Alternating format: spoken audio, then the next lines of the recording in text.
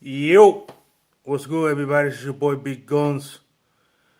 And before I begin the video, I want to invite you to subscribe to my channel and also to follow me on Instagram, Twitter, and Facebook. Don't forget that I got the link in the description of the video where you can find me at. The Instagram is new.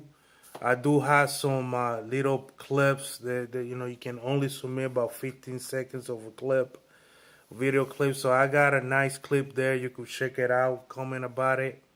Also, I have some pictures there. Uh, but like the title says, this is a review of today's last night show on Lucha Underground. I actually watched it live, and it was a pretty good show. I was entertained by it, and they had it was an hour show. Every show is an hour, and it was fun, man.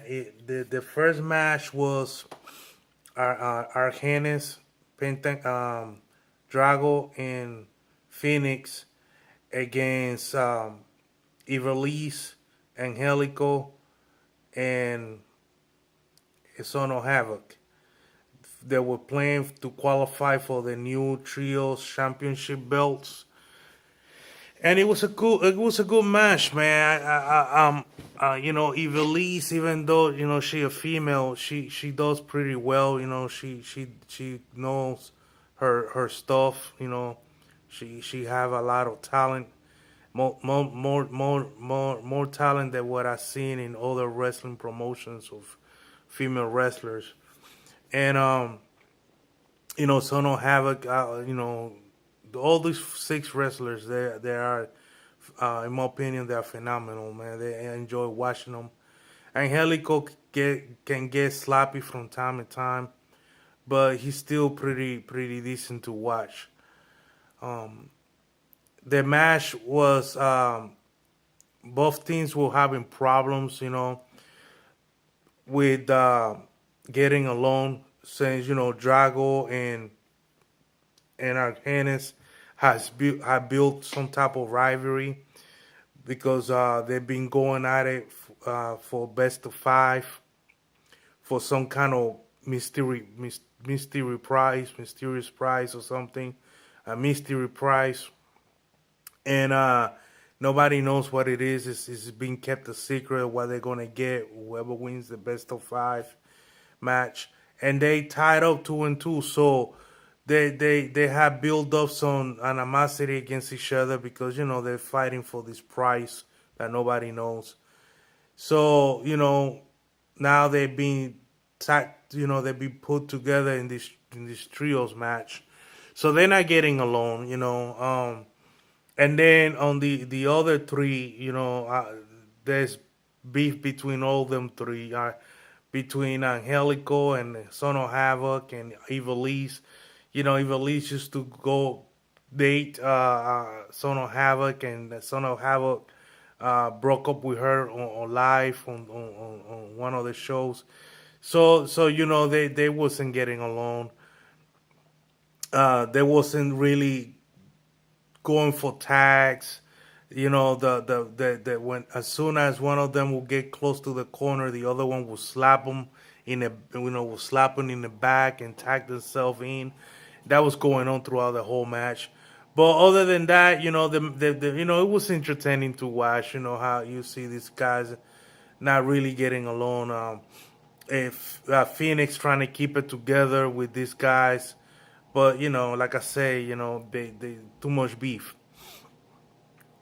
So anyway, Ivelisse, Angelico, and Son of Havoc, and they ended up winning the match. At the end of the match, Ivelisse was in a corner, and Havoc was having problems, and he was getting ready to tag her, but she jumped off the corner and started walking, just walk out on him. But Son of Havoc was able to rebound and did his move of the top rope and was able to pin. I think it was Phoenix. I'm not sure. But and the match was over. So now they move to the last round where they're gonna fight. When they're gonna have to fight Ezekiel Jackson uh, and his cousin and the other dude. That shot Mac and Ezekiel Jackson. I forgot his name on the show. So it should be an entertaining match. We'll see what happened. I can't wait to see Mac again. He impressed me a lot. But moving to the second match. Now the second match was a surprise since it was Superfly against Sexy Star. Now, Sexy Star and Superfly are friends, and at the beginning of the match, I thought, well, it's gonna be a very sporty match. We'll see, but Cuervo came out and he announced that the match will be a mass versus mass match. And if you haven't watched any Mexican wrestling or whatever, the mask is very important in Mexico. It symbolizes a lot of honor and respect. So when you lose your mask in a match, it means a whole lot. You pretty much, a lot of these wrestlers, once they lose the match, the career is over. People see their face, they lose that character. Is pretty much lost. Not many people are able to, when they wear a mask in wrestling, able to continue to have a successful career in Mexico without the mask. In the United States, used to be like that, but some wrestlers were able to get away with it. Like Kane and Rey Mysterio, who has lost his mask before and proceeded to have a successful career. But wrestling, pro wrestling in the WWE is a joke, so who cares? But anyway, they went at it. The Superfly, man, he slapped the taste out of the mouth of us of a Sexy Star. I mean, he was slapping her around, back and forth. There was a pretty good match, Sexy Star ended up winning the match with a tricky pin. One of her finisher move is this a pin. She got like a pin move. People don't know about this, but wrestlers uh, back in the day, they used to have what the finishing move used to be a pin, a special technical pin that the opponent could not get off from it, so they ended up getting pinned. And Ceci Star, she one of those classic wrestlers that still use pins, special pins for finishing move. So she ended up finishing the match that way, and the Superfly ended up losing his mask. But when he lost his mask, um, Pentagon Junior Pentagon Junior came in, and him just, man, ya tú sabes, he went inside and he just started beating the crap out of Superfly and broke his arm. And so we're gonna see what's gonna happen with that as the season progresses. And we see what happens with that.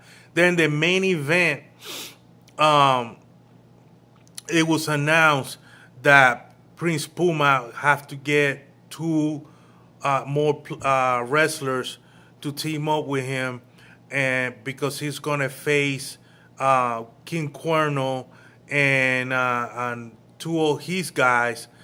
for they're gonna compete to see who one of them will be able to get a chance to go for the one of those two teams will get a chance to go for the trios championship. Now, I don't know how I feel about that. I know it was fun of a wrestler that has already a title to be able to go to for another title while he's still holding that title. It's just not it's not my thing. But hey, whatever, you know what I'm saying. So, uh, but tonight, last night, King Cuerno had a title shot for the championship against Prince Puma. So when King Cuerno came out, man, King Cuerno got the sickest improv I ever seen, man. He wear this deer head on top of his head for a hat, man. It just looked nasty and sick, man. Every time he comes out, man, I enjoy it. But he comes out and he brings with him Cage, and also give me a second. He brings out Cage and Tejano. So they're gonna be with him for that match. Then later on, later on, some unmentioned date, and then Chris Puma comes out, and he had Hernandez who signed for the promotion last week. Hernandez used to be Super Mex in TNA, and then also Johnny Mundo also joining as a part of the team. So they accompany Prince Puma, and it was a good match, man. Prince Puma is a stud. You know, when he wrestled, man, he got plenty of moves. He's very versatile. King Cuerno, man, King Cuerno, he sells those moves real nice. His persona is that dude, whoever King Cuerno is, man, he sells that character real well, and I enjoy it, man. It was a good match. Prince Puma ended up winning the match at the end. And then there was a confrontation between the two teams. So we see how's that gonna play. But I enjoy it, man. It was a good match. The and overall the show was good. I just feel like I seen better shows, better before in the past, and this one, although it was good, it wasn't as good as the other ones from the past of the wrestling shows, the Lucha Underground shows. So for that, I give the show a B, because it just I seen better Lucha Underground episodes that I would actually ace.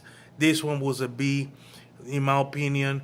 Not bad, but it was watchable. It was entertaining, and I can't wait, man. This is one thing about this show that it keep you on your toes, and you kind of just like right now. I feel like I can't wait for next week. You see who's gonna wrestle, see how it's gonna go down. So, well, that's it for me, man. That's my review. If you haven't watched Lucha Underground, go Google a Raid Network, find out in what channel it is in your cable provider in your area, and you start watching it, man. It's a great show, and get off that WWE bandwagon, man. Start torturing yourself with that horrible promotion, man. If you want to enjoy yourself and you want to have fun watching wrestling again, Lucha Underground, that's where it's at. Anyway, that's it for me. Peace and adios.